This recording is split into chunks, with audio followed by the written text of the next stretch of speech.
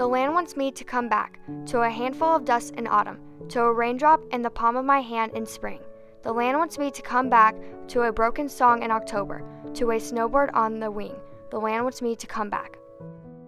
On April 14th of 1935, a strong wind mixed with dust brought one of the most well-known natural and man-made tragedies. It engulfed the Midwest in a never-ending storm that did not rain water but tiny specks of dust. From 1931 to 1941, the droughts accompanied by dust storms hit the Great Plains. However, it was after May of 1934 that the worst dust storms hit the majority of 5 states. This became known as the Dust Bowl. Soil Erosion, a National Menace. By Addison Cashman and Allie Jones. During the tragic events of the Dust Bowl, Dr. Hugh Hammond Bennett revolutionized soil conservation. His studies led to the creation of the Soil Conservation Service, of which he was the first chief. This agency lives on today as the Natural Resource Conservation Service. A variety of causes led to the Dust Bowl. Originally, the bison that populated the land were steadily hunted by the Indians. When pioneers came to the Great Plains, they pushed the Indians out of their land and used it all for farming and grazing cattle. Instead of switching out the types of crops, they grew the same ones over and over, causing the land to lose all of the nutrients it needed to grow crops. Once the Great Depression started, the farmers started losing money. An ongoing drought didn't help the case. All of the water evaporated from the soil, leaving the ground unable to grow grasses and other plants. The dust storms heavily impacted the states of Colorado, Kansas, Oklahoma, New Mexico, and Texas. The land of these states was grassland used for grazing cattle, but because of World War II, food demand became higher, and most of the land was switched and used to grow wheat instead. Over 30 million acres of the Dust Bowl states had been completely stripped of its grass by the 1930s, which caused the number of farmers and agricultural workers in those states to decline by 400,000 within the years of 1930 to 1940. Many people died because of the diseases and problems that the dust caused. The elderly and children were hit the hardest with respiratory problems and dust pneumonia. The storms created extreme static electricity that shocked people when they touched another person or metal. The static electricity was so strong that it caused cars to short out and die. It even made the wire on fences glow blue. What it would have been like for people and animals dealing with the health problems and electrical dangers during the Dust Bowl is unimaginable. To make matters worse, the Great Depression occurred right as the Dust Bowl hit. From 1929 throughout the 1930s, the Great Depression ravaged the American farmers and workers with long-lasting effects. After Europe recovered from World War II, the food production rates went back to normal, causing the prices of American farm products to drop. The Great Depression caused farm and land prices to go way down, eventually bringing farmers into debt. Too many people have lost sight of the fact that productive soil is essential to the production of food. The Dust Bowl was a very tragic time. Many people gave up hope. Instead of giving up hope, leaders including Dr. Hugh Hammond Bennett searched for a solution. Dr. Hugh Hammond Bennett discovered a way to conserve soil. He came up with a way to slow, even stop man-made soil erosion. Some people know him as Big Hugh. At a young age, he became familiar with the effects of man-made soil erosion. Bennett's life work on soil conservation ethics have influenced 95% of the farms and 91% of farmland in the United States today. He has written several books and newspaper articles, including The Dust Bowl Again.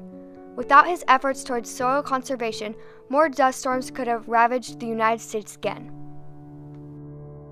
He persisted telling the story of soil erosion and what he called a national menace. Dr. Hugh Hammond Bennett was born on April 13th of 1881 in Anson County, North Carolina. He died on July 7th, 1960 at the age of 79. He is buried at the Arlington National Cemetery. After graduating from the University of North Carolina in 1903, Bennett became a soil surveyor in the Bureau of Soils of the U.S. Department of Agriculture. He noticed the degradation of land because of soil erosion. In 1909, Bennett was hired as an inspector in the Soil Survey Division of the Bureau of Soils. In this capacity, he traveled to many places inspecting the soil in the United States, Panama, other Central American countries, as well as South America. In 1918, Bennett began to write and talk about the subject of wasted fertile topsoil. He did not like public speaking, but forced himself to get better because of his belief in the importance of the topic. He had a great sense of humor, which helped him to give interesting speeches. In 1929, he published a bulletin titled Soil Erosion, a National Menace, and later the nation began to notice the young scientist's studies. The U.S. Department of Interior started a soil erosion service in 1933 to create a demonstration program of soil erosion. Bennett was its head. In 1935, they created a permanent program called the Soil Conservation Service, which is part of the U.S. Department of Agriculture, with Bennett still the organization's head. He kept that position until retiring in April of 1951. I consider the Soil Conservation Districts movement one of the most important developments in the whole history of agriculture. Dr. Hugh Hammond Bennett and the Natural Resource Conservation Service, or the NRCS, completely altered farming methods. The farmers killed the native grasses that helped keep our soil from eroding. Leading up to the Dust Bowl, farmers planted and plowed excessively.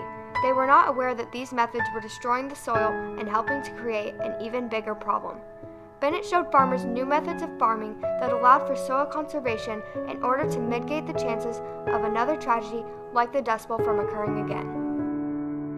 Bennett and his colleagues devised an entirely new approach to land management, putting every acre to its best use and treating every acre according to its needs. Thus was born the conservation plan based on soil resources and their capabilities. This concept involved the ecology of the entire farm, woods, crops, pastures, and wildlife. Along with the conservation plan, the revolutionary idea of soil conservation districts was born. We all have a lot to learn by things he said, and he did, and I think we need to continually look back at what he did. Because of Dr. Hugh Hammond Bennett and the NRCS, more and more countries are using his soil conservation ethics. Currently, Europe is working to establish a way to manage their soil and make it sustainable. Dr. Hugh Hammond Bennett was a major influence on the start of the Soil Conservation Service, now called the NRCS. He was the first chief and helped the service influence the country to start taking soil conservation more seriously. There was a Senate committee having a hearing. Bennett was invited to present the case. He spoke about a massive cloud of dust coming towards Washington from the Great Plains. He was testifying to members of the Senate Public Lands Committee. He called the members to a window and showed them the darkened sky. It made a huge impression. The committee approved the legislation.